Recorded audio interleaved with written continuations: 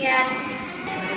Ánimo, ánimo. Bueno, pues vamos el día de hoy, como todos los jueves, a escuchar el informe sobre los delitos que se castigan en esta sección de cero impunidad. Nos va a informar, como siempre, Ricardo Mejía, subsecretario de Seguridad. Con su permiso, señor presidente, vamos a presentar como cada semana el informe Cero Impunidad, que es un esfuerzo del Gobierno de México a través de la Secretaría de la Defensa, de la Marina, de Seguridad, las fiscalías estatales, las secretarías de seguridad de los estados, el Centro Nacional de Inteligencia, la Guardia Nacional y la Fiscalía General de la República. En la semana que se informa, hubo un total de 8,269 detenidos por parte de todas las fuerzas federales y estatales de seguridad y se presentaron al Ministerio Público, tanto del Fuero Común como federal, un total de 7,976 personas. Siguiente. Informamos que el día 11 de octubre, la Fiscalía General de la República, en cumplimiento del Tratado de Extradición firmado entre México y Estados Unidos, remitió en extradición a 2 personas masculinas de nacionalidad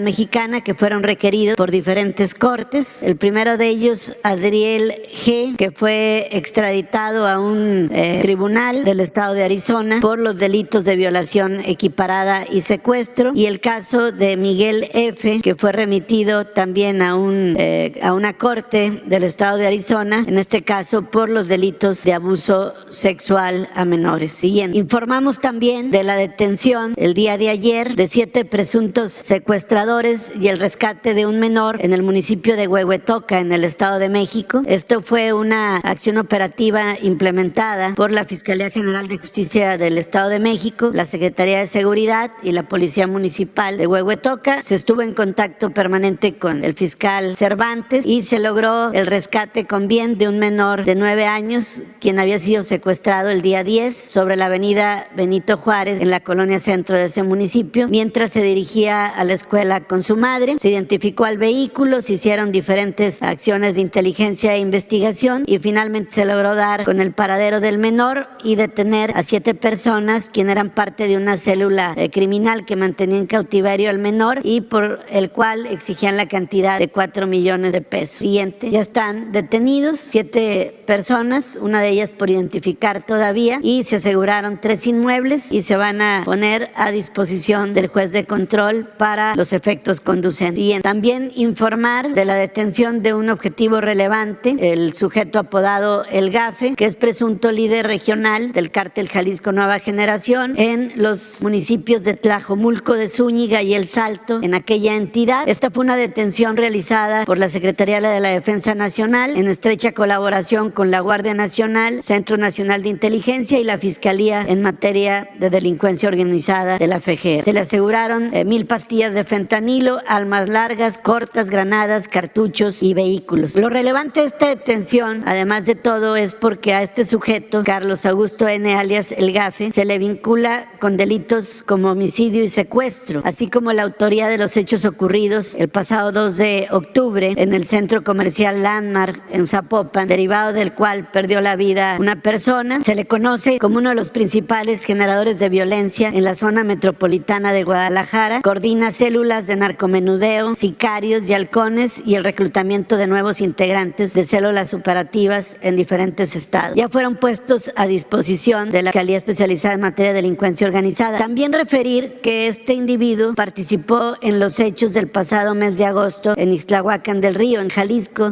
donde en una actividad criminal diferentes grupos se enfrentaron elementos de la Secretaría de la Defensa Nacional, trajo como consecuencia diversas detenciones y en consecuencia este grupo generó actos y disturbios en los estados de Jalisco y Guanajuato. Y también, derivado de los hechos del centro comercial Landmark, ya fueron vinculados a proceso 2 personas que fueron detenidas por el ejército mexicano, que se trata de Luis Raúl N. y Everardo N., quienes ya fueron vinculados a proceso por el homicidio de un escolta que estaba en ese ese lugar. Siguiente. También informar de la detención de presuntos responsables del homicidio realizado por omisión en agravio de la menor de edad Camila N. Esto en el estado de San Luis Potosí. La menor había sido declarada muerta en un primer certificado de defunción, el cual no fue exacto. Después ella fue rescatada porque finalmente durante el velorio mostró signos de vida. Sin embargo, fue trasladada nuevamente al hospital y falleció poco después. Según la imputación, hubo negligencia y estas omisiones ocasionaron la pérdida de vida de la menor. Siguiente. En diferentes certificados, primero se atribuyó a la causa de la muerte un choque hipovolémico y después a un edema cerebral, pero realmente cuando se expidió el primer certificado de defunción, la menor todavía estaba con vida. Siguiente. También informamos de la detención de presuntos feminicidas en el estado de Veracruz por hechos cometidos el pasado 21 de septiembre en la colonia Aguacatal, en la ciudad de Jalapa, Veracruz. La Fiscalía del Estado logró la detención de Dali Ariadna N., Juan Carlos N. y Argenis N. tras ejecutar orden de aprehensión en contra de ellos por los delitos de lesiones, agravio en menor de edad y feminicidio en agravio de la víctima Elizabeth N., quien se desempeñaba como subdirectora de la escuela Adolfo Ruiz Cortín. El posible móvil de este homicidio es una venganza por problemas personales que tenía la maestra con la subdirectora por un tema de carácter laboral en la escuela. Dali Ariadna se le atribuye la autoría intelectual y los otros dos sujetos son copartícipes. Siguiente. Hoy es la audiencia de vinculación a proceso y estos fueron los eventos que fueron grabados en videocámaras donde se ve el momento del homicidio con un sicario disparando y huyendo con posterioridad. A partir de las acciones de la Fiscalía se pudo determinar los autores y el móvil y ya están detenidos. Siguiente. También informar de la detención de un presunto feminicida por reto en videojuego en el Estado de México. Esto fue por parte de la Fiscalía del Estado de México y la Policía Municipal de San Mateo Atenco. Detuvieron a un individuo de nombre Lev Norman N., quien es investigado por este hecho. Se tiene conocimiento que el hoy detenido entabló relación con la víctima a partir de establecer comunicación con un videojuego, un ajedrez virtual, y ahí establecieron comunicación y él le pide el domicilio a la víctima para llegar y decirle que se iba a vestir de mujer en el lugar, pero ya estando en el sitio, en la vivienda, priva de la vida a Lucero y se le identifica con una mochila donde al parecer llevaba restos humanos. Finalmente se logra imputar y ya está vinculado a proceso penal por feminicidio. Siguiente. También hay una detención de probables responsables del desplome de un tanque elevado en el municipio de Texmelucan, en Puebla. Esto fue una acción de la Fiscalía de aquella entidad. Se detuvo a Julio César N. y Heriberto N., director de Protección Civil y secretario de Obras Públicas, Desarrollo Urbano y Medio Ambiente, por el homicidio, lesiones y daño en propiedad, ejercicio indebido de funciones públicas por los hechos ocurridos que ocasionaron el desplome de una torre que ocasionó a su vez la pérdida de vida de 2 personas, una más herida y el colapso de esta estructura. Por cuestiones de negligencia dolosa y por diferentes documentales que se pudieron recabar, se les imputa y está pendiente su vinculación a proceso. Siguiente. También informar de la liberación de la vía federal, la carretera número 15 federal en el estado de Sonora, tras 10 años de bloqueos en 3 puntos ubicados en Vicam y en Estación Oro. Esto es en el territorio yaqui. Como se recordará, hay un plan yaqui de justicia yaqui que ha sido impulsado por el presidente de la República y las autoridades federales y locales. Hay diferentes acciones que se han venido desarrollando. Sin embargo, había 3 bloqueos de grupos que querían reivindicar supuestas demandas de este conglomerado. Sin embargo, fueron desconocidos en varias ocasiones por las autoridades yaquis al decir que desconocían las actividades de carácter criminal. Ellos pues generaban extorsión, bloqueos de carácter ilegal y también servían como una estructura de halconeo y de cobertura para organizaciones de carácter delictiva. A través de un operativo que coordinó la Guardia Nacional con la Fiscalía General de Justicia de Sonora y las autoridades locales, se pudo liberar sin ningún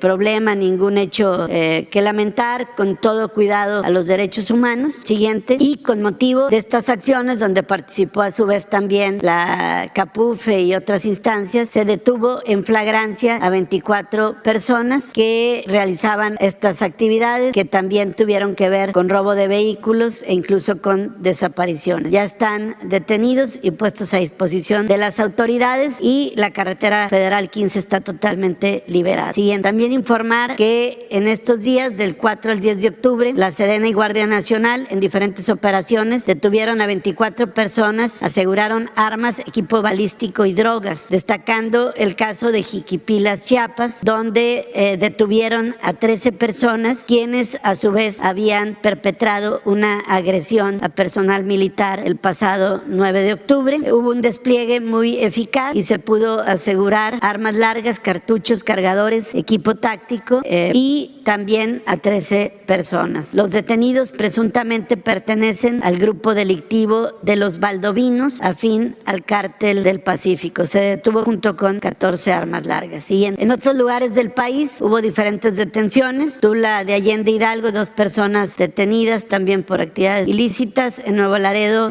una persona liberada que había sido privada de la libertad y 2 personas detenidas con armas largas, cartuchos y cargadores. Siguiente, en Mexicali, una persona detenida también con dinero sin acreditar la legal procedencia. En Matamoros, 2 detenidos también con una cantidad importante de dinero. Siguiente, en Tijuana, una persona detenida con 18.4 kilos de metanfetaminas y un vehículo asegurado. En Río Bravo, Tamaulipas, en un enfrentamiento que hubo en ese lugar, un agresor fallecido, 1 herido, y fueron aseguradas 4 armas largas, 745 cartuchos y un vehículo. Siguiente, también en Miguel Alemán, un detenido, un agresor fallecido, 2 armas largas aseguradas. Y en Tijuana, 120,000 pastillas de fentanilo, 3 kilogramos de fentanilo en polvo y una persona detenida en Tijuana junto con un arma corta. Siguiente, en el caso de operaciones por parte de la Secretaría de la Marina, informar que elementos de esta institución, en coordinación con la Comisión Estatal de Seguridad de Morelos, lograron la detención de 4 personas con 2 armas largas, 2 cargadores, diferentes dosis de droga,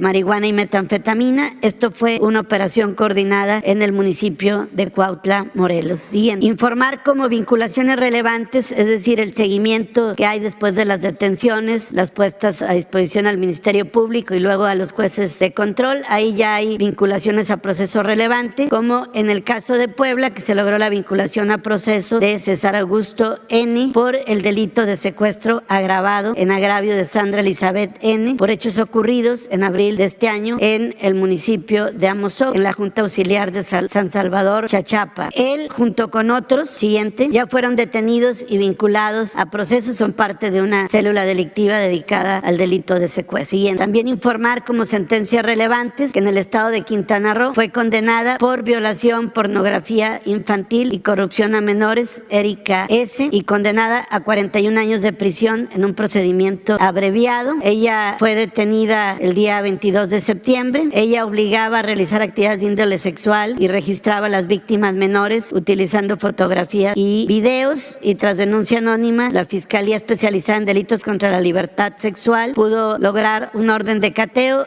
y asegurar diferentes dispositivos tecnológicos, y hubo también el reconocimiento de la imputada de haber cometido estos hechos delictivos. Siguiente, también informar como sentencia relevante que fue condenado a 43 años y 9 meses de prisión Mario N. tras acreditar su participación en el asesinato de un ex candidato a presidente municipal de Ameca Meca, de nombre Juan Bautista Morales, por hechos ocurridos el pasado 5 de septiembre del 2021. Siguiente, también fue condenado a 42 años y 6 meses de prisión Gerardo N., exalcalde de Sinacantepec, Estado de México, por su participación en el delito de homicidio calificado en agravio de un ex primer regidor de ese municipio por hechos cometidos en marzo de 2020. Y también la Fiscalía de la Ciudad de México logró diversas sentencias ante el Tribunal Superior de Justicia, una de ellas de 82 años en contra de Edgar N. por los delitos de homicidio calificado en razón del parentesco y homicidio calificado, otra por secuestro agravado en contra de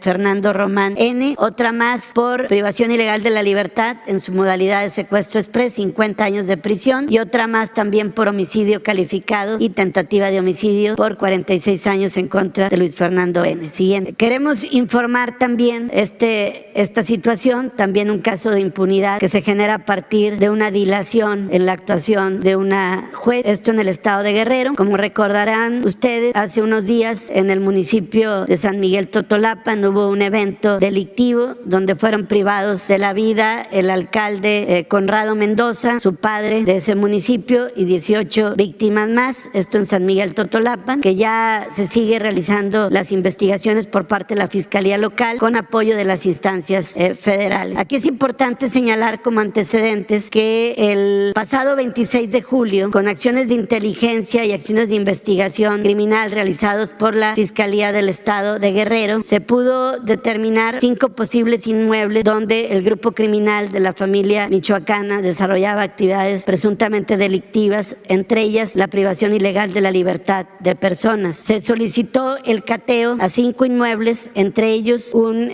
rancho presuntamente propiedad de los líderes de la familia michoacana en San Miguel Totolapan. Sin embargo, a esta solicitud de cateo, que estuvo formulada en términos de la ley debidamente fundamentada y motivada, se le niega en un primer momento la solicitud de cateo. Después de nuevas gestiones de parte del Ministerio Público y al insistir, 2 días después, la jueza Isis Peralta, juez de control en el estado de Guerrero, autoriza finalmente el cateo. Sin embargo, ya habían pasado 48 horas, tiempo suficiente mediante el cual los presuntos criminales pudieron ya tomar providencias para salir del lugar, para quitar evidencias y al mismo tiempo organizar 5 bloqueos en el lugar para dificultar las acciones de las fuerzas federales, donde iban personal del Ejército Mexicano, personal de la Secretaría de Seguridad Local, personal de la Fiscalía y personal también de la Coordinación Nacional Antisecuestro. Finalmente, cuando se realizaron los cateos, ya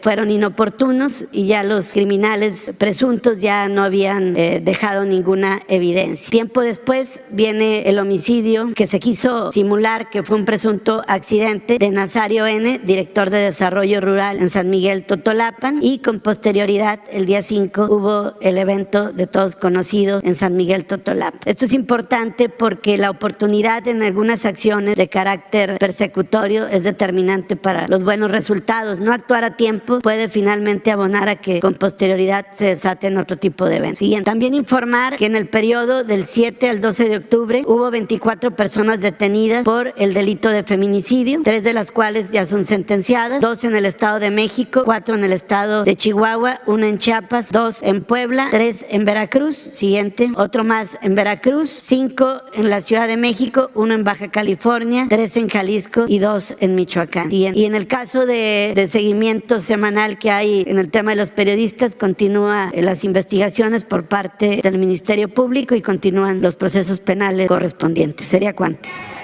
Habíamos quedado de una, ¿o no? Ahí está, 1, 2, 3, 4, 5, 6. Tú también, proceso. Muy buenos días, señor presidente. Janet Galindo, de Grupo Transmedia La Chispa, Campeche, Tabasco, Quintana Roo, Yucatán, Ciudad de México. Señor presidente, quisiera preguntarle ¿qué opina de las Afores? Si realmente le han funcionado al país y a los mexicanos. Y si en un momento dado, antes de finalizar su gobierno, se tiene planeado hacer reformas para fortalecer lo que sería el retiro para las personas mayores. Sería mi primera. Buena pregunta. Lo de las Afores surgió en el periodo neoliberal y creo que fue pues un golpe a la economía de los trabajadores, sobre todo a su retiro, porque como fueron concebidas las Afores, son negocios seguros para los financieros, pero no así para los trabajadores, al grado de que cuando se hizo una primera proyección se calculaba que al jubilarse un trabajador con las nuevas leyes, creo que esto fue con Zedillo, que se llevó a cabo la reforma de pensiones, al jubilarse el trabajador no iba ni siquiera a recibir al momento de su jubilación el 100% de su sueldo, sino la mitad. Esa era la dirección. Entonces teníamos dos posibilidades: cancelar el sistema de Afores y regresar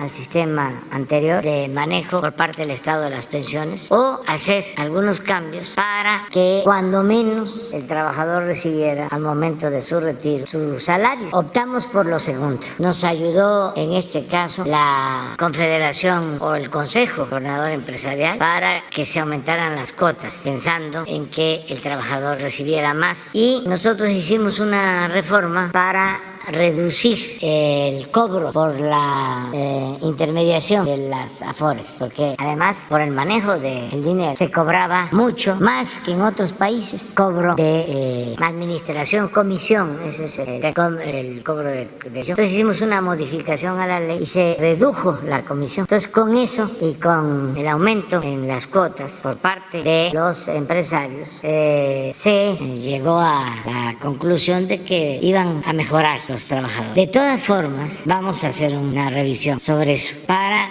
ver si se corrige con esta modificación a partir de que se reformó la ley. Ya lleva pues cerca de 2 años, a ver qué ha sucedido, cómo vamos en ese sentido y poder tener un diagnóstico de esta situación. Una valoración. Sí, pero es muy buena tu pregunta, porque si era un problema grave, no estamos satisfechos de que se haya resuelto del todo. Sí, todavía hay que trabajar. Pero tenemos que valorar y dar a conocer cómo está la situación actual. ¿Mande? Sí, eso es lo que vamos a revisar sobre las utilidades y no dejar en el desamparo a los trabajadores jubilados, proteger. Pero necesitamos hacer un análisis. Voy a invitar al secretario de Hacienda aquí y al responsable del manejo de las fuerzas por parte ¿De CONSAR? Sí, para que vengan aquí y nos expliquen, porque sí es un buen tema. Muchísimas gracias.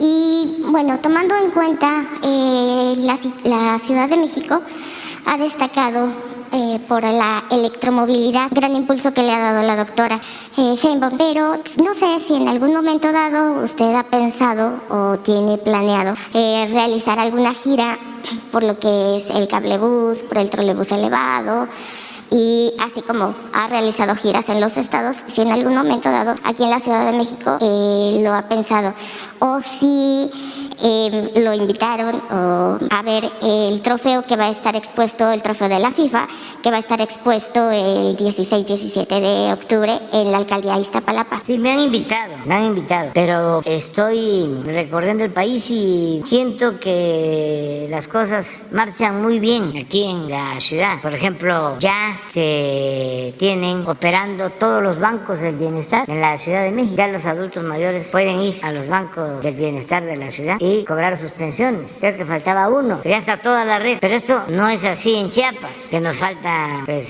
70, 80, o no es así en Oaxaca, que lo mismo falta para tener todo. Juan Guerrero. Entonces ahí es donde estoy más pendiente. Es lo mismo de salud. Claudia es pues muy buena gobernando y está constantemente solicitando apoyo para la población de la Ciudad de México. Por ejemplo, asiste todos los lunes a la reunión de seguridad, y los lunes también que tenemos la reunión de salud, ahí está a las 6 de la tarde, y pues convence a los doctores y a todos. Hay que atender la salud en la Ciudad de México, y yo tengo que estar diciendo, y quiero mucho a los capitalinos, porque fíjense cuánto apoyo he recibido de la gente de la ciudad. Para empezar, me aceptaron como jefe de gobierno siendo tabasqueño, y siempre me ha sacado a flote en los momentos más difíciles. Le debo mucho a la gente de la ciudad, al pueblo, en todo el país, pero aquí se han portado muy bien. Sin embargo, tenemos que dar más al que tiene menos. No puede haber trato igual entre desigual. La justicia es darle más al que tiene menos, y eso lo entiende el capitalino, porque si hay un pueblo solidario, esa es la solidaridad. Ya está escrito que hay en la Ciudad de México. Solo la he visto, la he constatado en las comunidades indígenas. Aquí, en apariencia, cada quien está en lo suyo. Vive en una unidad habitacional y cada quien en su departamento. O la calle no se conocen por lo general. pero cuando hay una desgracia que afecta a otros, salen a ayudar. Si aquí se pone un campamento para recoger despensas o apoyos por inundaciones en Oaxaca, en Veracruz, en Tabasco, ahí llega la gente a entregar sus despensas. En los terremotos, bueno, en los camiones públicos, en el metro, la gente fraterna, solidaria. Pero, pues aquí es donde hay más médicos, es donde hay más especialistas, en comparación con Guerrero, Oaxaca, Chiapas. Entonces, por eso dedico más mi tiempo. Aquí siento que está bien atendida la gente, es buena como jefa de gobierno, Claudia, para que no se vaya a malinterpretar, es igual de buena como Adán haciendo su trabajo como secretario de Gobernación. Imagínense lo que logró ayer. Aprovecho para agradecerle a los legisladores porque ya se aprobó el que la Guardia Nacional sea apoyada por la Secretaría de Defensa y por la Secretaría de Marina, que continúe siendo apoyada y que se fortalezca la Guardia Nacional y no es militarizar, que no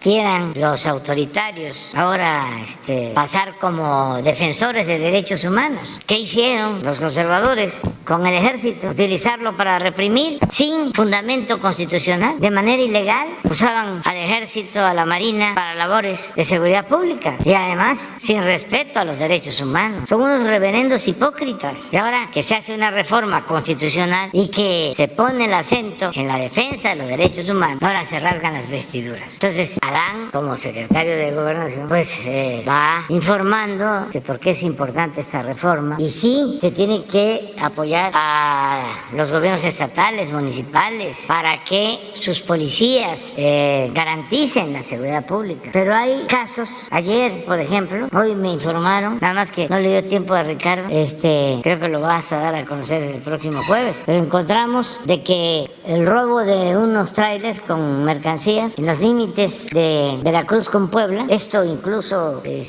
advertido por los mismos pobladores, cosa que me da mucho gusto, se demuestra que quienes llevan a cabo estos robos son policías municipales, estatales, de Puebla y Veracruz. ¿Y quiénes los detienen? La Guardia. Sí, entonces sí es muy importante. Y el trabajo de Marcelo, imagínense ahora, hoy están en Washington, 3 son muy buenos, muy buenos. Y sí voy a estar en la Ciudad de México. Tengo 3 asuntos que voy a revisar con Claudia, que vamos a supervisar. Uno es lo de la inauguración ya de toda la red de bancos del bienestar. 2 es el avance en la creación del nuevo parque de Chapultepec, la 4ª sección, que es una inversión de alrededor de 10,000 millones para rehabilitar desde la ermita, la antigua ermita de Vasco de Quiroga, en Santa Fe, donde estaba la fábrica de armas, pólvora, todo eso que pertenecía a la Secretaría de Defensa, y cuando llegamos ya estaban a punto de venderlo, 10,000 millones de pesos para fraccionar, y decidimos dejarlo como reserva para el entretenimiento, la recreación de la gente de la ciudad, y se incorpora a la 3ª sección y se está trabajando en la 2ª y en la 1ª hasta Los Pinos. Estamos hablando del espacio cultural, artístico, ecológico más importante del mundo y se está avanzando porque incluye espacios para los jóvenes, teatros, senderos. Va a ser un centro importantísimo para la Ciudad de México. Vamos a ir a supervisar a ver cómo va el trabajo. Y lo otro es que nos está ayudando el gobierno de la ciudad para la terminación del tren Toluca, Ciudad de México, el tramo de Santa Fe hasta la ciudad, hasta la terminal de observatorio, está a cargo de la ciudad. Y van avanzando y ese tren lo tenemos que inaugurar a más tardar en diciembre del año próximo. Tren ya Toluca, Ciudad de México, son las 3 cosas que tenemos pendientes. Y la terminal 2, que también. Y la terminal 2 del aeropuerto. Sí, que está a cargo del gobierno de la ciudad. Había yo quedado hablando de los candidatos. ¿Se acuerdan que quedamos de que ya no iban a haber tapados? Ni dedazo, ni tapados. Vamos todos a hacer historia. Todos estamos haciendo historia. Sí, ¿Se acuerdan aquello de que el que se mueve no sale en la foto, no? Sí, don Fidel. Y hay no sé cuántas caricaturas para los jóvenes. ¿No tienes caricaturas del tapado? De Abel Quesada, sí, de Abel Quesada. Pero pues todos, Ríos, Naranjo. Entonces para los jóvenes, a ver si tenemos alguna. Nada más para que, ¿cómo era? Pues para no olvidar. Sí, no va a quedar pendiente, pero pues, nada más. Vamos a ver si vemos una caricatura del tapado, porque ya no se habla de eso.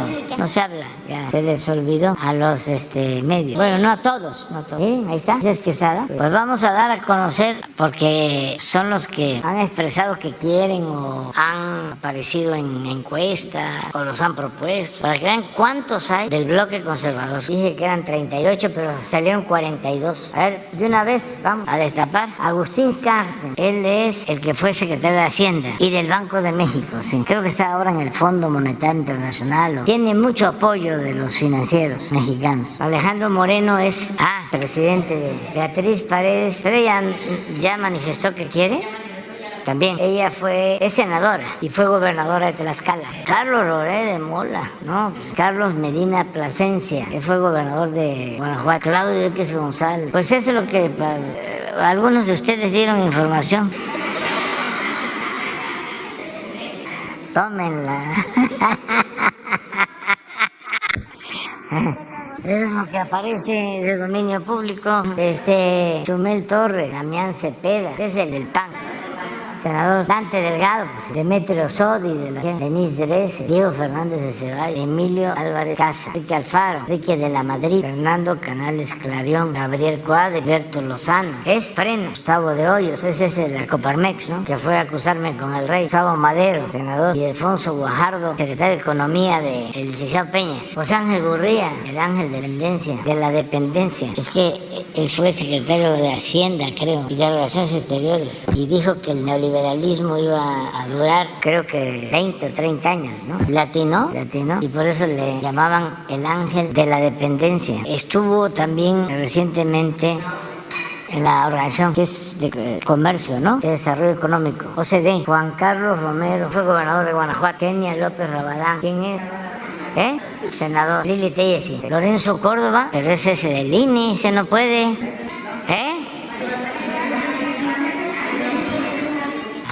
Luis Donaldo Colosio, Margarita Zavala, Marco Cortés. Marco Cortés es el del PAN. Maru Campos, es gobernadora de Chihuahua. Mauricio Curi, él no creo, sí lo ha manifestado. Mauricio Vila, sí, es de Yucatán. Son muy buenas personas los dos. Mauricio Curi, Miguel Ángel Mancera, Osorio Chong, él también. Moreira lo propuso. Miguel Ángel Riquelme, el gobernador de Coahuila. Patricia Mercado.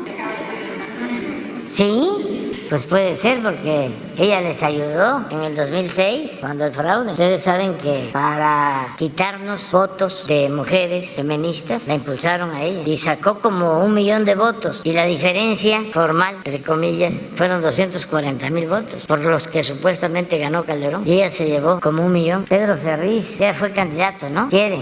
Ricardo Anaya, sí. Samuel García. ¿Quién? Que no. Santiago Krill, sí dijo. Silvano Aureoles, sí me consta, hace poco dijo, ¿no? Y Xochitl Gálvez. ¿Quién le falta? Sí, pues hay que ponerlo.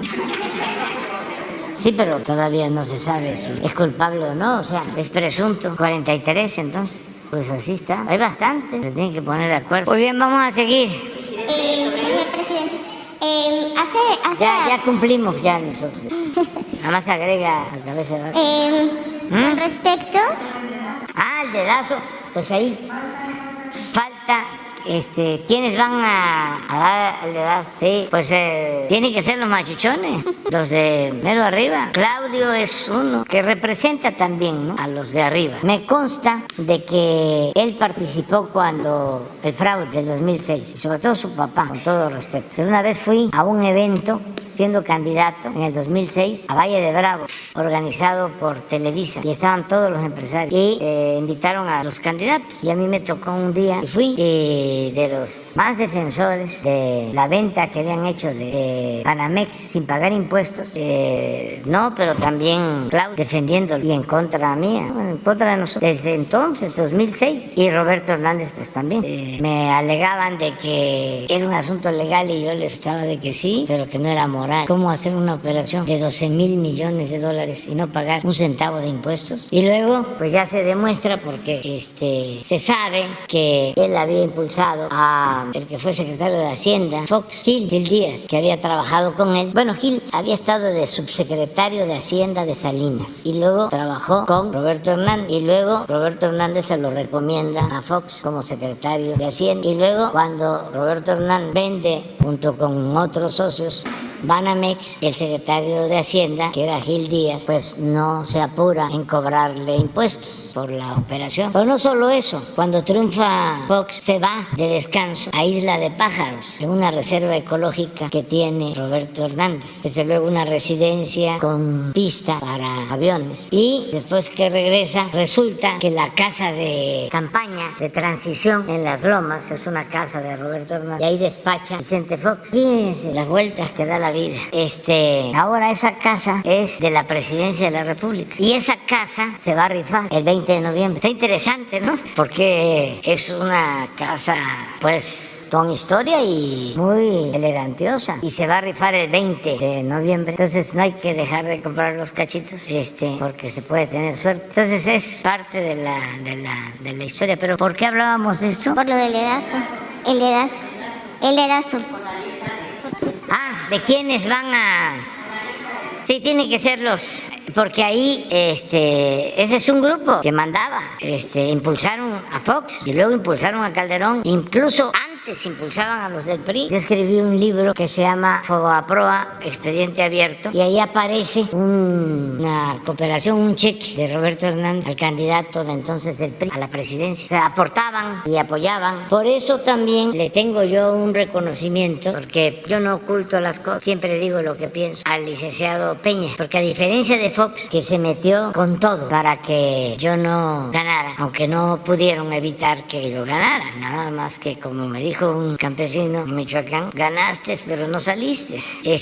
A diferencia de Fox, que se metió y delegados cada uno de los estados, Cerizola, que era de comunicaciones, eso se me va a olvidar, en Tamaulipas y así, y desde Los Pinos manejaban toda la guerra sucia. Todo eso está probado, él mismo lo ha dicho, de que cargó los dados. Acaba de decir hace poco de que se arrepentía de no haberme desaforado. Imaginen qué vergüenza para los que votaron por él. Algunos porque estaban cansados, ¿no? Desesperados. Ya querían un cambio. Otros porque pensaron de que iba a haber un cambio. Y otros más por su conservadurismo, porque esos han seguido igual. Ellos justificaron el fraude de Calderón. No se arrepintieron. Pero Peña fueron a decirle de que era importante la unidad. Ya Fox, en vez de votar o apoyar a la candidata de su partido, en el 12, Josefina Vázquez Mota llamó a votar por Peña. Y desesperados, porque lo que no querían era de que nosotros triunfáramos, la cúpula, que hicieron reuniones en Vallarta, los potentados se reunieron, tengo pues toda la información, trajeron a empresarios de Venezuela para que les platicaran de cómo era Chávez y que les ayudaran a hacer campaña para difundir de que si nosotros ganábamos íbamos a llevar a México a lo que supuestamente ellos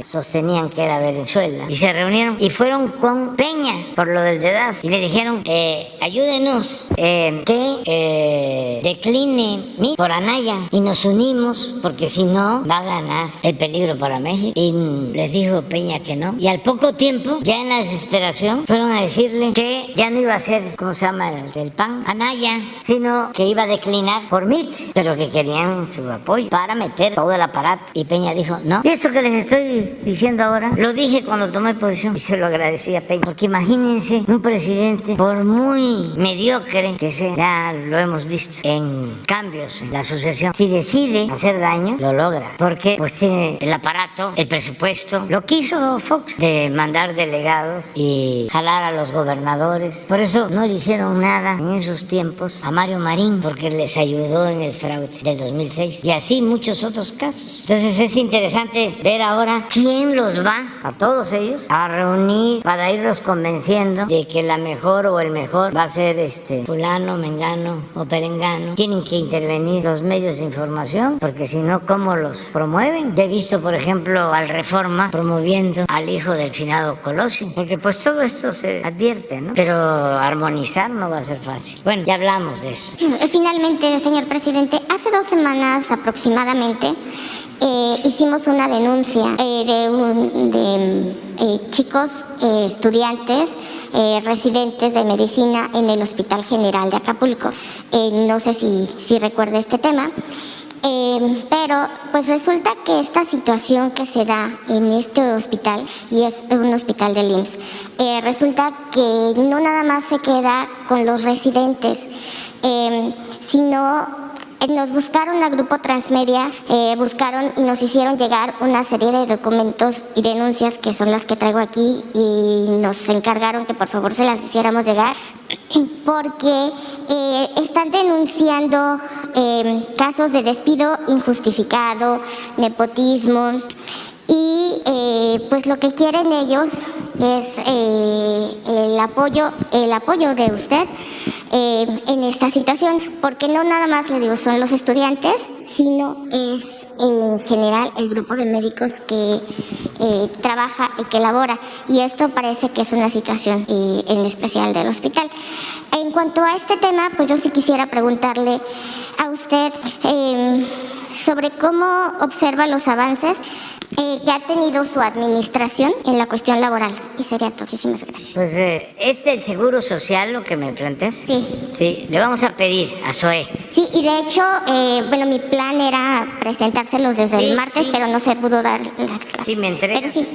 Aquí está todo. Y me entregas los documentos ahora, terminando. Sí. ¿Y qué puedo decir en lo laboral? Lo que se ha logrado, yo creo que cosas importantes.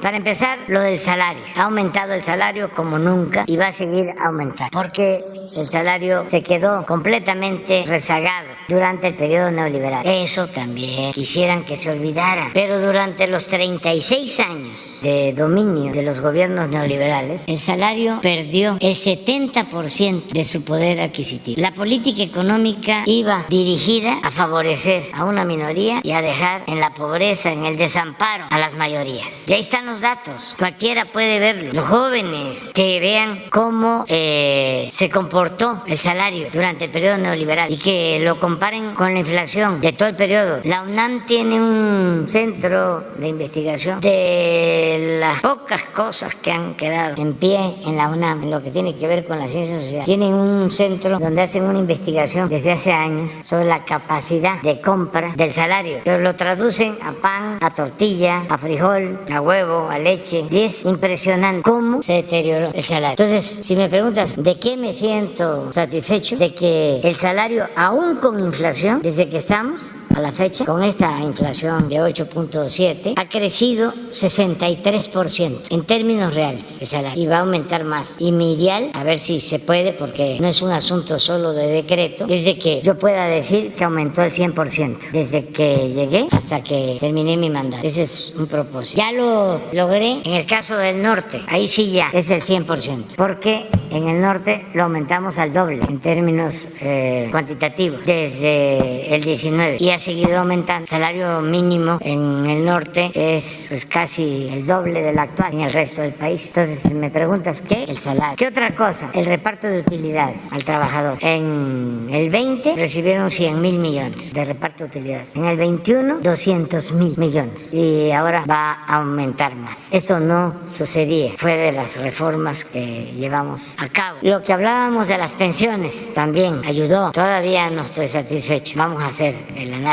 Ayudó mucho la eliminación de la subcontratación, el outsourcing, otra herencia del neoliberalismo. Pero sí, bueno, la reforma laboral, la democracia al interior de los sindicatos, todo eso ha ayudado bastante. El que ahora para la firma de un contrato colectivo se tenga que consultar a los trabajadores, que no sea un asunto nada más de los dirigentes para cumplir con la ley, que puedan celebrarse asambleas para decidir sobre la titularidad de los contratos colectivos. Han habido asambleas para que los trabajadores decidan a quién desean como representantes sindicales. Todo eso es avance. Vamos poco a poco. También yo he llegado a la conclusión de que esto es un proceso. Muchos gobernantes inician un proceso de transformación, de cambio, y se dan cuenta pues que no les va a alcanzar el tiempo y que requieren más tiempo, y por eso proponen modificar la Constitución para tener un periodo más, y se quedan ahí más de un periodo. Y sí, hace falta tiempo, pero no hay que violar el principio de la no reelección. Entonces hay que pensar en trabajar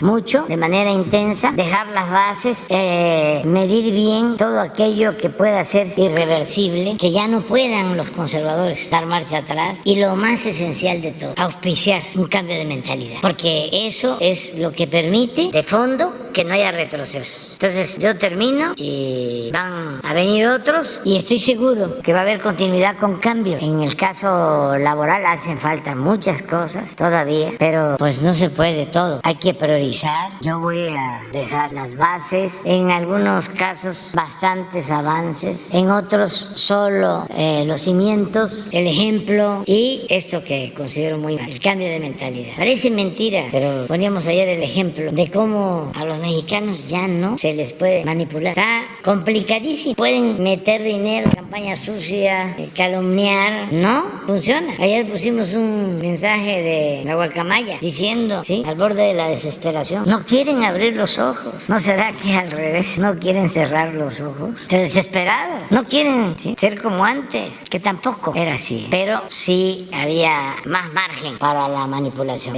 Además eran boletines, como ahora. Llama la atención cómo está uniformada toda la opinión en medios. Yo no lo hago porque tengo bastante trabajo, pero si se ponen las columnas en una mesa de los periódicos o se escuchan los contenidos de los programas de noticias de radio, es un boletín. Fíjense la paradoja. Antes los boletines los confeccionaba el gobierno, mandaba los boletines, y a veces ni siquiera en los periódicos le cambiaban las palabras y se podía leer en un periódico, pero el mismo texto como noticia en 2 o en 3, y en el boletín.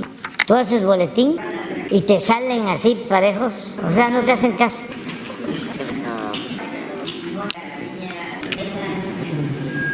Hay un debate en las redes, surgió una plataforma, como hay muchas, y de gente que ni siquiera se agrupa, sino en lo personal opina, y son muy inteligentes, mucho, muy inteligentes. Siempre los estoy viendo. Un día voy a hacer mi lista. Bueno, tampoco, sí, los voy a exponer tanto porque, pero me llama la atención precisamente de que a una de estas plataformas las acusan, o la acusan de que están recibiendo chayote de nosotros. Entonces dice el de la plataforma, ya Jesús informa que ni siquiera nos das café, pero café sí hay aquí, ¿verdad? No hay.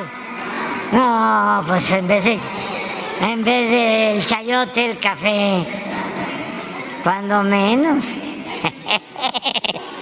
Café, pero no, porque lo leí, pues Jesús ya aclara de que no nos das chayote, dice, que no nos das ni café. Sí. Adelante. Buenos días, presidente. Hans Salazar, de Noticiero en Redes. Preguntarle, ahora que prácticamente está avanzado el tema o superado de la ampliación de las Fuerzas Armadas en el tema de la seguridad, todo esto que conlleva a eso, ya se parte hacia la siguiente iniciativa de reforma constitucional, que sería la reforma electoral. Ya incluso hay tema al respecto, ya ha habido incluso foros, pero también se habla sobre, ahora que ha cambiado un tanto el panorama legislativo, tanto en la Cámara de Diputados, en la de senadores, para poder avanzar en temas de reformas constitucionales.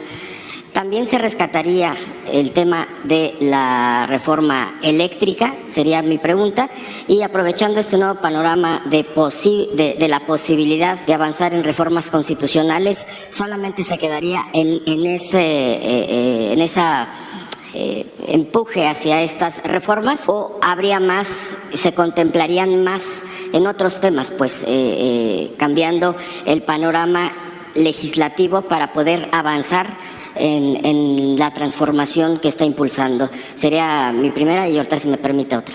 Bueno, nosotros propusimos la eléctrica, esta que tiene que ver con la Guardia Nacional, y la electoral. O sea, la eléctrica, como está y como la terminó de definir la Corte, el Poder Judicial, creo que es suficiente, porque se considera un fraude legal del autoabasto, que era una simulación que dañaba mucho. Se permite ahora que las plantas de energía de la Comisión Federal puedan despachar lo que producen, que estaban muy limitadas. Por ejemplo, no se consideraba como energía limpia lo que se produce en las hidroeléctricas y así otras cosas importantes. También se pensó que eso era violatorio del tratado. Ya se demostró que no es así y no es la intención del gobierno de Estados Unidos. Me lo expresaron, cambiar nuestras leyes. Porque se llegó a pensar, no sé si se acuerdan, que decían que iban a echar abajo la reforma eléctrica. Nosotros pues no lo aceptamos y ellos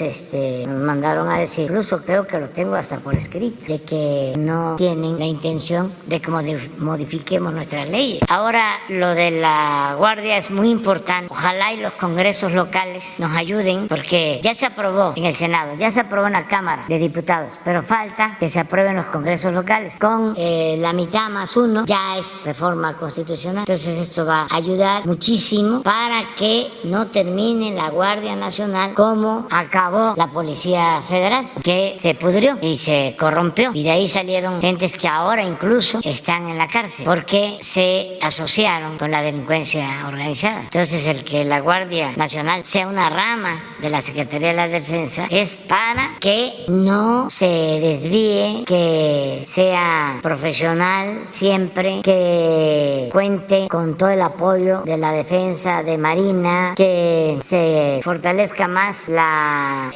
misión de no violar los derechos humanos, que sea una institución de seguridad social, la principal institución de seguridad pública de México. Entonces, esto es un avance. Y luego viene la reforma electoral, porque es muy importante para que ya se destierre el fraude, que ya quede como anécdota y que los jóvenes ya no tengan que padecer de estas imposiciones, como lo del tapado, todo esto que es parte de la picaresca, la política mexicana, entre otras cosas, pero son métodos antidemocráticos de siglos, que se desaparezcan y que no estemos hablando de fraude. Hay lugares, países en donde no les pasa por la cabeza el que vaya a haber fraude en una elección. ¿Ustedes creen que en Costa Rica van a estar pensando en que hay que cuidar las casillas para que no vaya a haber fraude? Acaba de haber elecciones en Brasil, o las elecciones que hubieron en Colombia, o las elecciones de Chile. ¿Escucharon ustedes algo sobre fraude? No, ese era un asunto que nos avergonzaba. Era casi sinónimo de México, de su política de siempre. Es como en Dinamarca, hablar de corrupción. Una vez, hablando con una danesa, le explicaba yo de la corrupción, estaba así, completamente sorprendida. ¿Qué no les pasa por aquí? Pero fíjense, los daneses no tienen corrupción, no hay pobreza, no hay inseguridad, no hay violencia. Entonces,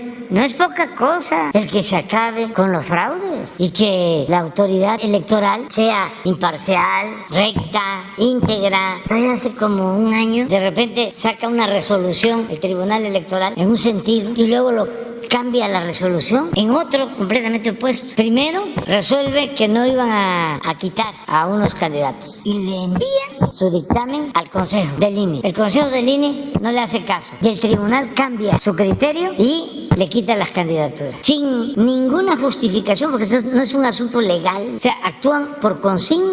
Eso no, eso hay que corregirlo, y así muchas otras cosas. Hacer valer la democracia como forma de vida y como sistema político. Estas son las que nos importan de las reformas. Hay otras pues que tienen que ver con los legisladores. Por ejemplo, ayer un lío, un escándalo de que ahora ya queríamos confiscar las cuentas bancarias, sí, de que si nadie reclamaba una cuenta después de 6 años, venga para acá. Para empezar, es una iniciativa de legisladores que tiene que ver con la delincuencia. ¿Lo puedes explicar tú? A ver. Pero antes de que lo explique, ¿Se aprobó? ¿Quiénes la aprobaron? Casi por unanimidad. Bueno, de todas maneras, como nos echan la culpa de todo, si se pelean particulares, que es culpa de nosotros. Bueno, de todas maneras, yo pido, con todo respeto, al Poder Legislativo, que informen y que se profundice más sobre el tema. Como todavía tiene que ir al Senado, hay tiempo, porque parece que lo confiscado en el caso de delitos, un porcentaje es para la Federación y otro porcentaje para los estados y para seguridad pública. Yo diría, no, que sea para personas con discapacidad, que sea para adultos mayores, que sea para la salud. Y también mucho ojo, porque cuando empezó la campaña esta, además de que todo es culpa de nosotros, hubo uno que puso, no tiene llenadera el presidente. Además de que el propósito es siempre afectarnos, no dudo, también advierto, porque ya llevo algún tiempo en esto, que haya intereses de los bancos, porque hay mucho dinero que va quedando en los bancos y cuando menos lo hacen sudar a ese dinero que ya no reclama nadie. Entonces que se vean las cosas bien para que se actúe de la mejor manera posible. Yo les puedo decir al pueblo de México que nosotros tenemos finanzas públicas sanas. No es para presumir, pero tenemos en caja hoy $500 billion de pesos. No es que estemos desesperados, no. Cuando no hay corrupción, el presupuesto rinde, alcanza. No hay que andar bolseando como lo hacían antes, aumentando impuestos, con gasolinazos, endeudando al país. No hace falta, pero a ver, explica cómo es la iniciativa, por favor, Ricardo. Sí, con su permiso, señor presidente, es una reforma a la Ley de Instituciones de Crédito. Se modifica un artículo, el 61, que tiene que ver precisamente con estas cuentas que después de un tiempo no son reclamadas y los bancos las asumen como suyas, teóricamente para ocuparse en temas de beneficencia pública, pero el espíritu de la ley, como se explicó, es todos estos bienes financieros, es decir, dinero que es recuperada de cuentas de la delincuencia, del crimen organizado, de temas de extorsión, que desde luego ya una vez que son aseguradas, pues no son reclamadas por estos grupos delictivos. El objetivo es poder utilizar esos recursos para un fin público. Una parte, según la iniciativa, es para temas de beneficencia pública y otro tema, según la iniciativa que aprobó la Cámara, es precisamente para poderse ocupar en temas de infraestructura, equipamiento policial para las instituciones federales, estatales y municipales. Evidentemente esto está sujeto a una serie de controles y reglas de carácter financiero, pero sí se advierte que hay una bolsa muy importante que no se utiliza para un... Buenos días. Ánimo. Bueno, pues vamos el día 13, que lo confiscado en el caso de delitos, un porcentaje es... iniciativa es para temas de beneficencia pública y otro tema, según la iniciativa que aprobó la Cámara, es precisamente para poderse ocupar en temas de infraestructura, equipamiento policial para las instituciones federales, estatales y municipales. Evidentemente esto está sujeto a una serie de controles y reglas de carácter financiero, pero sí se advierte que hay una bolsa muy importante que no se utiliza para un fin socialmente útil, sino que finalmente son utilizados efectivamente por las instituciones bancarias y, como aquí lo señala el presidente, pues bien podrían utilizarse para temas de carácter social. Pero no significa apropiarse de ninguna cuenta, son bienes que ya no son reclamados y después de un tiempo suficiente, pues ya pueden pasar a ser utilizadas de esa manera. ¿Se calculan montos? No hay ahorita un monto específico, pero yo podría señalar en un dato preliminar que solamente en temas de extorsión hay alrededor de 14,000 millones de pesos. O sea, son bienes que la delincuencia, a partir de todas estas operaciones que se hacen cotidianamente, pues se les quitan o se les bloquean, pero no tienen una utilidad social, simplemente van a generar intereses a los bancos. Entonces, ¿cuál es la idea? Pues que puedan precisamente utilizarse, apoyar al país, apoyar a un fin lícito, pero evidentemente, como lo dice el presidente, pues nadie está pendiente, y entonces es una bolsa muy importante, porque eso es solamente una porción, temas de extorsión, pero pues es una bolsa muy amplia, muy cuantiosa. Con permiso. De todas maneras, que se revise, que va a pasar al Senado, que se analice bien y que se supervise y que la gente esté informada para que no nos acusen de que queremos confiscar bienes. Pero su postura sería que fuera para programas sociales. Y lo ideal sería para programas sociales, o sea, y de manera directa, que no pase por intermediarios, para que le llegue a los que lo necesitan realmente. Presidente, entonces, ¿descartaría usted, después de lo electoral, alguna otra reforma constitucional? Sí, ya no hay Con eso nada. No, estoy muy contento con lo que hemos hecho. Okay. Cuando se habla de las transformaciones, las 3 grandes transformaciones han llevado a 3 constituciones federales. Después de la independencia fue la Constitución de 1824, después del movimiento de reforma fue la Constitución de 1857 y después de la Revolución la Constitución de 1917. Cuando nosotros llegamos y hablamos de la 4ª transformación, sí pensamos, analizamos la posibilidad de una Constitución nueva, pero también sopesamos de que iba a ser muy complicado, que íbamos a perder mucho tiempo, que teníamos que buscar cambiar lo esencial y no fue tarea fácil, porque durante todo el periodo neoliberal, ya una vez presentamos aquí las reformas, todas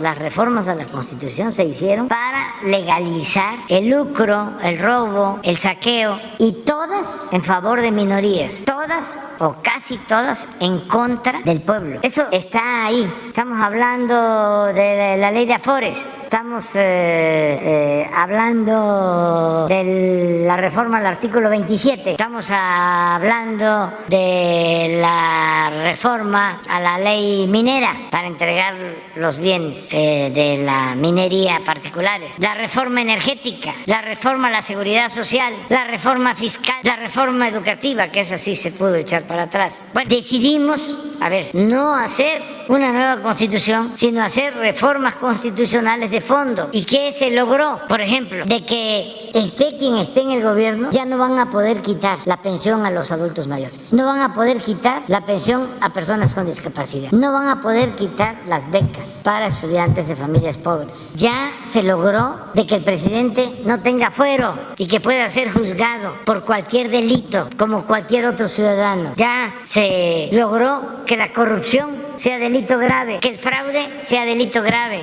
que la defraudación fiscal sea delito grave. Ya se logró que quede prohibida la condonación de impuestos. Ahora se logra la creación de la Guardia Nacional y de que la Secretaría de la Defensa y la Secretaría de Marina puedan participar en tareas de seguridad pública. Ya se logró que la Comisión Federal de Electricidad tenga trato cuando menos igual que el trato que le daban por ley a Iberdrola. Imagínense, una empresa extranjera tratada mejor que la Comisión Federal de Electricidad, que una empresa pública, que una empresa petrolera extranjera tuviese mejor trato que Pemex. Ya todo eso ya ha cambiado. ¿Qué nos queda? La parte electoral, que se respeten las elecciones, que se respete la voluntad del pueblo, que haya elecciones limpias, libres. Entonces ya no más. Y estas iniciativas como la de la obtención de los recursos de estas cuentas que no son reclamadas por nadie, pues no son iniciativas del Ejecutivo. Yo no envié esta iniciativa porque los legisladores tienen la facultad para presentar iniciativas, igual que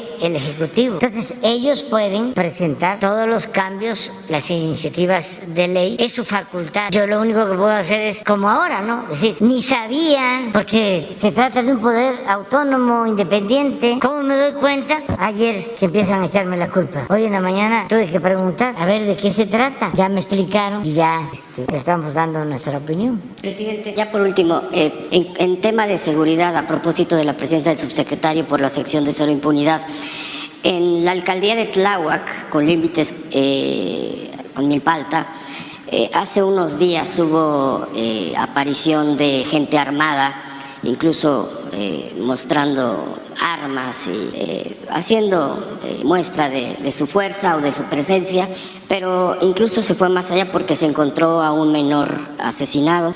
Esto que tiene que ver, al parecer, y esa es parte de la pregunta que yo hago aquí y de qué se estaría haciendo, es con el tema del narcomenudeo y que tiene que ver con un cártel que está ahí ya presente. Se ha vuelto algo muy delicado porque incluso ya están amedrentando a las familias de menores de edad de la secundaria, de una secundaria.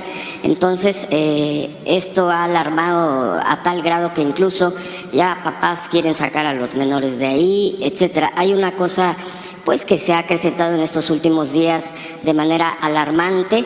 En mismo Tláhuac, porque esto es el límite, que es Tetelco, que es uno de los pueblos originarios, y Tecómic, del lado de Milpalta, igual pueblo originario, son pueblos originarios todos estos, y también, por ejemplo, a un costado de lo que es donde se construyó la línea 12, del lado de Tláhuac, también ha habido invasiones muy incesantes, invasiones de terrenos, que era un polígono que se había destinado por parte del proyecto Metro para el propio desarrollo, porque pues al llegar este tipo de transporte masivo, pues empieza a cambiar la fisonomía urbana. Sin embargo, ahí los grupos son diversos, invasores, podría ahorita decir alguno, pero bueno, son varios. Pero ya la invasión es brutal, es permanente, incluso ya hay asesinatos. Preguntarle si aquí la Guardia Nacional tiene ya presencia, hay alguna cuestión para reforzar el trabajo que se está haciendo en tema de seguridad pública en el gobierno de la Ciudad de México.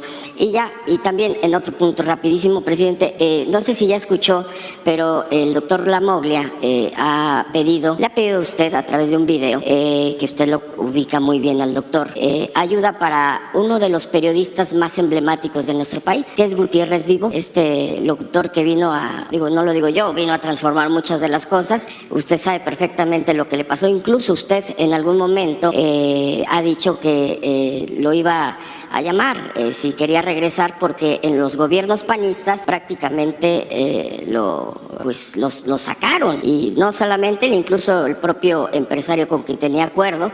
Y el doctor Lamoglia ha lanzado un video, ahí está en YouTube, donde le pide a usted que lo apoye porque está muy mal de salud y económicamente. Preguntarle si usted lo auxiliaría, y lo digo porque, bueno, pues es parte también referente y de una libertad de expresión, que por eso precisamente los panistas se enojaron cuando lo entrevistaron a usted como jefe de gobierno, y se lo invitaría incluso a incorporarse en alguna actividad de su propio medio. Esas serían mis dos últimos, y le agradezco la atención, presidente. El doctor Lamoglia, le pregunté, le mandamos a preguntar que si quería la entrevista, porque ya había escuchado eso, y me mandó a decir que sí quería hablar conmigo. Eso fue ayer, antier, y lo voy a recibir al doctor Lamoglia. Sí. Y el caso de don José Gutiérrez Vivo lo tengo muy presente. Claro que lo vamos a ayudar, para decirlo mejor, lo vamos a seguir ayudando, que aquí aplica aquello de que lo que da la izquierda no tiene por qué saberlo la derecha, pero sí ya hemos ayudado, porque fue una gran injusticia que se cometió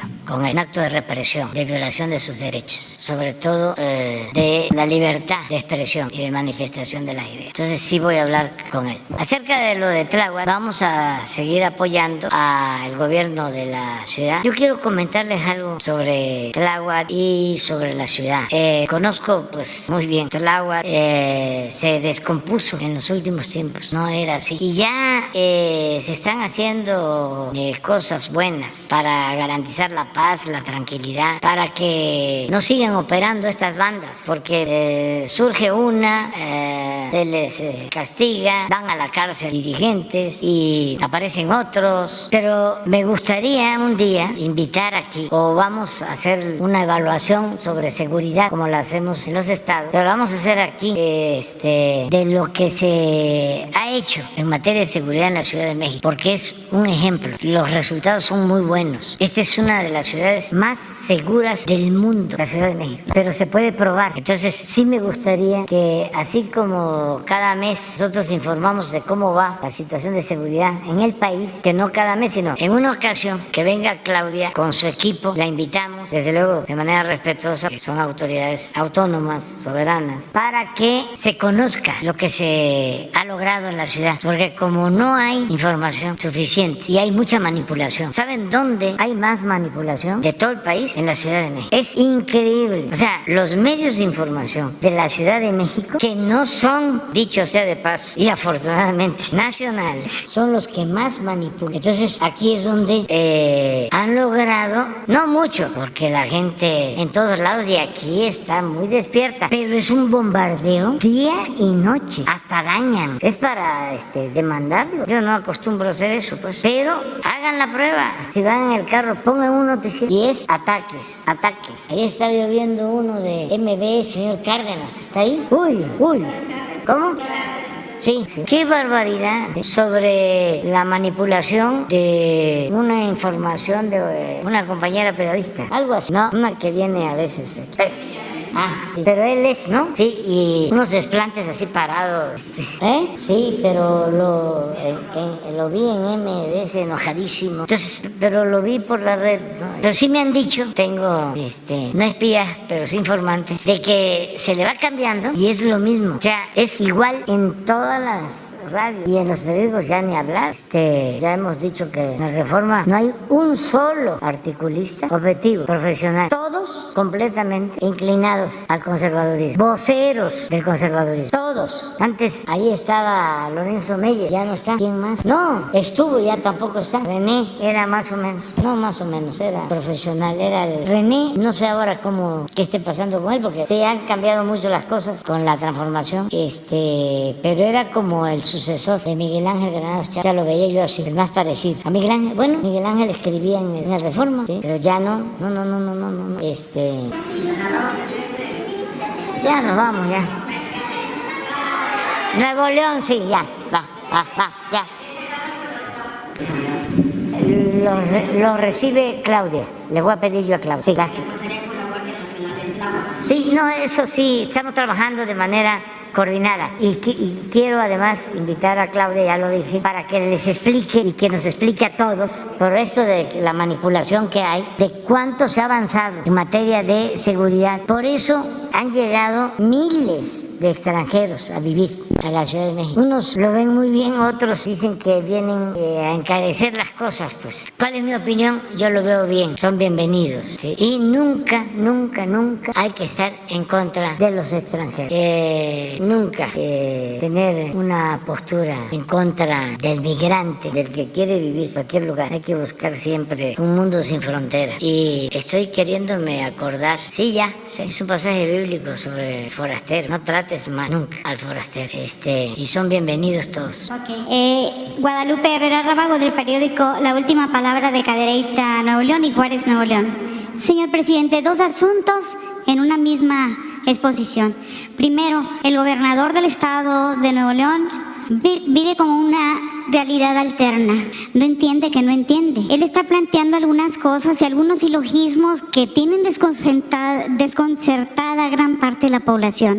Está sugiriendo ahora el nuevo pacto fiscal, donde quiere la totalidad o el 50% de los recursos que manda la federación, y él siente que porque Nuevo León es, dice él, quien más impuestos da a la federación, debe de recibir más, pero se le olvida al señor gobernador, tan joven, yo creo por eso es, se le olvida que lo que él recoge en impuestos y lo que venden las empresas e industrias de Nuevo León, pues la recibe de todo el país. Yo no sé quién espera que desarrolle la infraestructura, el Espíritu Santo o quién. Yo quisiera saber lo que usted piensa sobre esta propuesta que él trae. No sé si es en serio o no, porque pues yo siento su mundo muy virtual. Ese es un asunto, su opinión. Otro asunto es Ramiro Pérez. Ayer que hablaba de los programas sociales, señor presidente, tenía un enorme deseo de comentarle que hay este hombre de 70 años de Tepehuaje, una comunidad de Cadereyta, Nuevo León. Ahí nació, salió, se formó como soldador, se fue a Cadereyta, alguien lo invitó a trabajar a la refinería en sus años mozos, enseñó a muchos el oficio de la soldadura y trabajó de manera intermitente 30 años de su vida para Pemex y para las empresas allí de Cadereyta.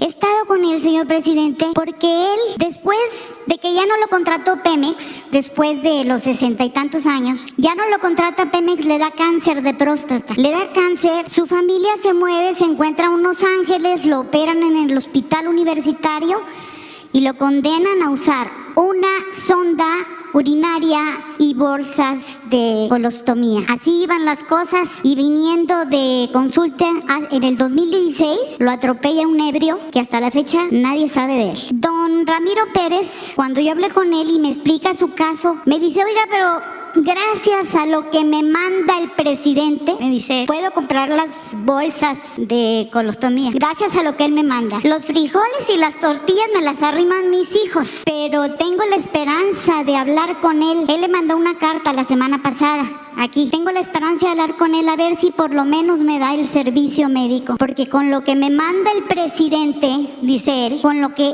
me manda él yo compro las cajas, cuestan 1,500, presidente, las cajas de colostomía, y lo demás lo resuelvo. Dígale, si lo ve, que a ver si me puede ayudar con el servicio médico de Pemex, aunque sea. Yo creo que se lo merece, señor presidente.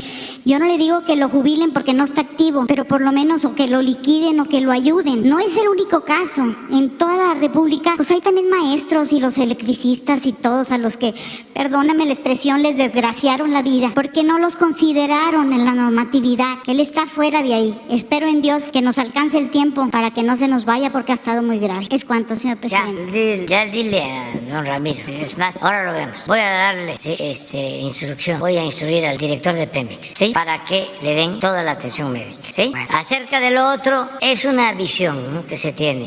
Y tiene que ver más pues con la propaganda, porque se piensa que así se tiene más popularidad. No. Primero, la distribución del presupuesto es una fórmula que aprueban todos los partidos, todos aprueban, y corresponde a una ley que se llama de participación federal, una ley para decidir sobre las participaciones federales, coordinación fiscal, ese es el nombre, ley de coordinación fiscal. Entonces se toma en cuenta lo que ingresa de cada estado, se toma en cuenta la población de cada estado y se toma en cuenta en la fórmula la pobreza que hay en cada estado. Entonces, la gente del norte que tiene mejor situación económica es muy solidaria y sabe, porque son cristianos, sean católicos o evangélicos, la mayoría, o libres pensadores, pero que practican el principio del amor al prójimo. Y saben que hay que ayudar más a quien lo necesita más. No son egoístas, no le dan la espalda al que sufre. Entonces, esta fórmula tiene que ver con eso. Pero el individualista, que está pensando nada más en él, que no piensa en sus semejantes, que no le tiene amor al prójimo, pues tiene una idea muy deshumanizada de las cosas. De estos candidatos que vimos del bloque conservador, hay uno que va a plantear que si desaparecía Chiapas, Oaxaca y Guerrero, México estaría mejor. No, yo no lo digo. No vaya a ser que yo me meta ya ahorita ya a opinar a favor y en contra, no, pero así. Pero en el norte son muy solidarios, son muy fraternos, muy contrario también a lo que a veces se piensa. Dice, no. Si es de Nuevo León, ese quiere ser como los tejanos. Si es de Tamaulipas, es lo mismo. Si es de Chihuahua, si es de Sonora. ¿Saben dónde hay más nacionalismo? En el norte. En Ciudad Juárez, en Tijuana. Ahí es donde he visto que se llenan de emoción cuando se habla de México lindo y querido, cuando se escucha eso. Así es nuestro país. Entonces, no hay nada que preocuparse. Además, todos tenemos derecho a expresarnos, a manifestarnos, pero no es válido eso. Tenemos que procurar que a todos nos vaya bien. Ahora, ¿qué es lo que sucedió durante mucho tiempo? Por ejemplo, durante el periodo neoliberal. Creció el norte, creció menos el centro y el bajío, y se hundió el sureste. Se hundió. O sea, si tuvimos un crecimiento promedio en el periodo neoliberal del 2% promedio, 4% de crecimiento en el norte, 2% en el centro, 0% en el sur-sureste. En algunos estados, menos 0%. Hubo decrecimiento. Entonces, ¿qué queremos? Un México más equilibrado. No que dejen de crecer los del norte, no, que sigan creciendo y que siga creciendo el centro, pero que también pueda crecer el sur, porque el sur, como la canción de Serrat, también existe. Ahora sí, ya vámonos al desayuno. Nos vemos.